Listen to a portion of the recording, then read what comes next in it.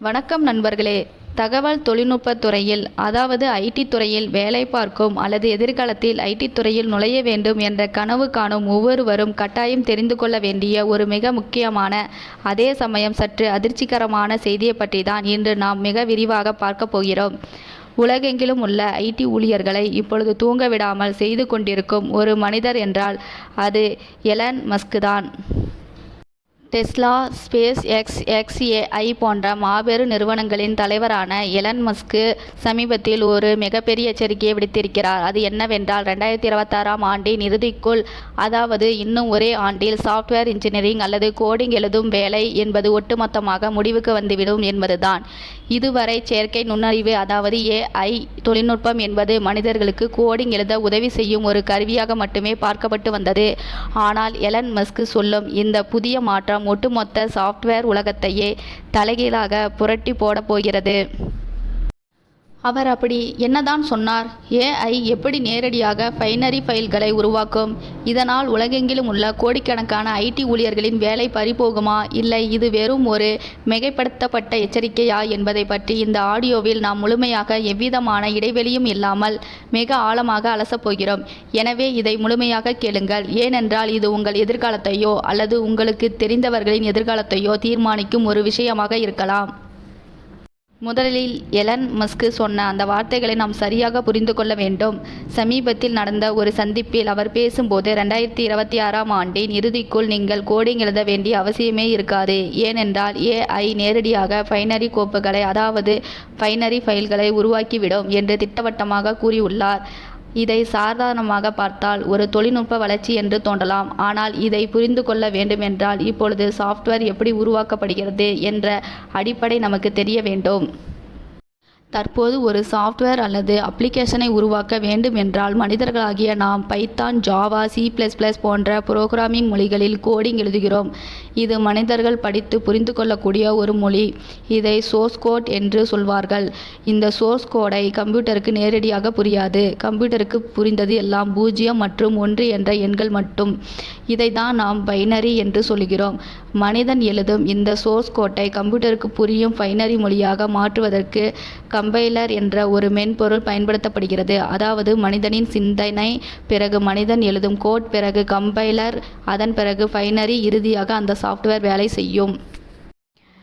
இதுதான் பல சகாப்தங்களாக ஐடி துறையில் நடந்து வரும் ஒரு சங்கிலி தொடர். இதில் மனிதர்களாகிய நாம் அந்த சோர்ஸ் கோட்டை எழுதும் வேலையை செய்கிறோம். ஆனால் எலன் மஸ்க் இப்பொழுது என்ன சொல்கிறார் என்றால் எதிர்காலத்தில் அந்த சோர்ஸ் கோட் எழுதும்படியும் கம்பைலர் என்ற படியும் தேவையே இருக்காது என்கிறார். ஒரு மனிதன் தனக்கு என்ன சாஃப்ட்வேர் வேண்டும் என்ற AI-யிடம் ஒரு வரியில் கட்டளையிட்டால் போதும். அந்த AI மனிதர்கள் எழுதும் கோடிங்கை தவிர்த்துவிட்டு நேரடியாக கம்ப்யூட்டருக்கு புரியும் அந்த பைனரி ஃபைலையே உருவாக்கிவிடும் என்கிறார். இது எதனால் இவ்வளவு பெரிய அதிர்வலையை ஏற்படுத்துகிறது என்றால், நீங்கள் கோடிங் எழுத தேவையில்லை என்றால் பிறகு சாஃப்ட்வேர் இன்ஜினியர்களுக்கு அங்கு என்ன வேலை என்ற மிகப்பெரிய கேள்வி எழுகிறது. மனிதர்கள் பல மாதங்களாக உழைத்து பல லட்சம் வரிகளில் எழுதும் ஒரு கோடிங்கை ஒரு AI சில வினாடிகளில் நேரடியாக பைனரி ஃபைலாக மாறி தந்துவிடும் என்றால் நிறுவனங்களில் ஏன் மனிதர்களுக்கு லட்சக்கணக்கில் சம்பளம் கொடுத்து வேலைக்கு வைக்க வேண்டும்? இதுதான் இப்பொழுது ஐடி துறையில் உள்ள மிகப்பெரிய பயம். எலன் மஸ்க் மேலும் சொல்லும் பொழுது, மனிதர்கள் உருவாக்கும் கம்பைலர்களை விட AI உருவாக்கும் இந்த நேரடி பைனரி ஃபைல்கள் மிகவும் வேகமாகவும் எந்தவிதமான பிழைகளும் இல்லாமல் மிக சிறப்பாக செயல்படும் என்று கூறுகிறார். அதாவது ஒரு குறிப்பிட்ட ஹார்ட்வேரில் எப்படி இயங்க வேண்டும் என்பதை AI மிக துல்லியமாக கணிக்க முடியும். நீங்கள் ஒரு பிரம்மாண்டமான வீடியோ எடிட்டிங் சாஃப்ட்வேரை உருவாக்க வேண்டும் என்று AI-யிடம் சொன்னால் அது எவ்விதமான பைத்தான் அல்லது ஜாவா கோடிங்கும் இல்லாமல் நேரடியாக சிஸ்டம் ரன் செய்யக்கூடிய ஒரு EXE ஃபைலாகவோ அல்லது ஆஃப் ஃபைலாகவோ உங்களிடம் கொடுத்துவிடும். இது பார்ப்பதற்கு ஒரு மாயாஜாலம் போல தோன்றினாலும் தொழில்நுட்ப ரீதியாக இது சாத்தியம் என்ற ஒரு மிகப்பெரிய விவாதம் இப்பொழுது உலகெங்கிலும் உள்ள முன்னணி சாஃப்ட்வேர் நிபுணர்கள் மத்தியில் நடந்து கொண்டிருக்கிறது.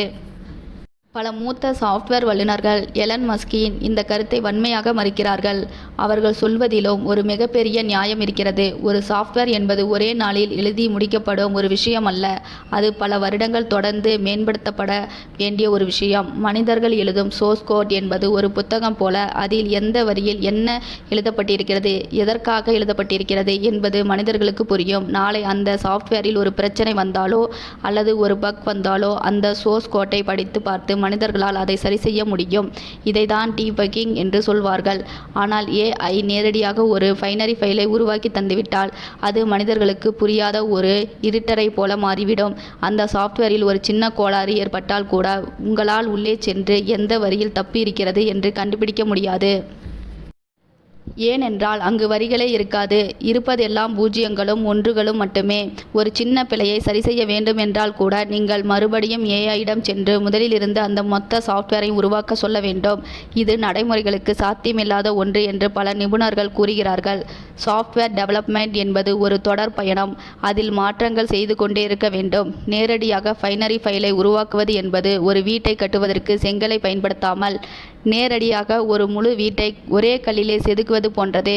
அதில் நாளை ஒரு சின்ன ஜன்னல் வைக்க வேண்டும் என்றால் கூட முழு வீட்டையும் இடித்துவிட்டு தான் புதிதாக செய்ய வேண்டும். இந்த காரணத்தினால் ஏஐ நேரடியாக பைனரி எழுதுவது என்பது ஒரு முட்டாள்தனமான யோசனை என்று பல முன்னணி மென்பொருள் வல்லுநர்கள் எலன் மஸ்கை விமர்சித்து வருகிறார்கள்.